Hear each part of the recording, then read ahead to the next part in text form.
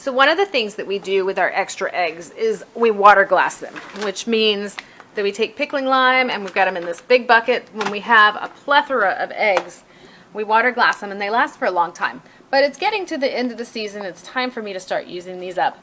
So one of the projects that is in the Renaissance and Reformation is to use egg tempura paint, and we're going to use these water glassed eggs for this today. We are swimming in extra eggs, and this water glass has really gotten old. It's time to be thrown out anyway, so we're going to use a whole dozen eggs so we can make multiple colors. When we make our egg tempura paint, just crack the egg into... You're going to crack the egg right in here. We're going to put some spices down in here to change the color of it. You can make it with just egg whites. You can make it with just egg yolks, and it will change the texture and the color of the paint that you use. So we're going to go ahead and mix up all of our paints, and then we'll show you what it looks like. Alright, we're all set up and ready to go. I will say, if I had been paying more attention to when I told the kids to go get an egg carton, I would have made sure that we had a styrofoam one, because I don't know if you can see, but it's starting to leak through the cardboard, and that's kind of nasty. But I'm already set up, so we're just going to leave it the way that it is. I would use the styrofoam one. We've got one that's egg whites, because we're going to compare the different colors. To make our colors, we're going to use wild turmeric powder for yellow, spirulina powder for green, and beet powder for red. And then the kids are going to be able to mix and match their colors to make some different colors out of that, like brown and blacks, oranges, things like that.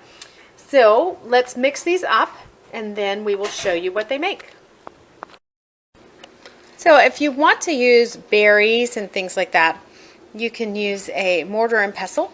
We do have one of those. I'm just choosing not to use it today. I'm going to take about a half a teaspoon to a full teaspoon of our colors. We've already done beet powder, and put them into the egg container. This will give the kids 4 different colors of each one, or 4 different parts of each one to be able to mix and match their colors with. It's a really vibrant green with the spirulina, so I'm probably only going to use a half teaspoon there. Maybe we'll do one with a full teaspoon. You're going to want to take a toothpick or a knife, butter knife, mix those colors in really well. Whoops. Oh, that one's going to get mixed. So we'll have our green, our yellow, and our red. We're all mixed up and ready to go. What we found as we were mixing was that the egg yolk does not mix nearly as well as the egg white by itself. That tends to blend a little bit better. Also, the beet powder didn't pick up very well, so if you're planning to use beet powder for one of your color bases, you might put a little bit more in there than just the regular teaspoon. You might actually use a tablespoon. And now we're ready to paint. The way that this works is that your pigment comes from your spice or whatever you're using to mix in, and the egg is the binder that holds everything together. That's what makes the egg tempura. Here's our finished product.